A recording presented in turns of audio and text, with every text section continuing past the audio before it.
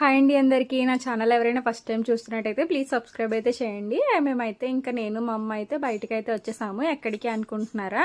ఇంకా నేను మా అమ్మ అయితే డీమార్ట్కి అయితే వచ్చేసాము. ఇంక సరుకులు తీసుకుందాం కదా అని చెప్పి ఇంక లోపలికి అయితే వచ్చేసాము.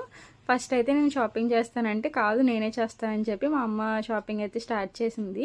ఇంకా నా టైం ఎప్పుడు వస్తుందా అని నేనైతే వెయిట్ చేస్తూ ఉన్నాను. ఇంకా లాస్ట్కి అయితే వచ్చింది.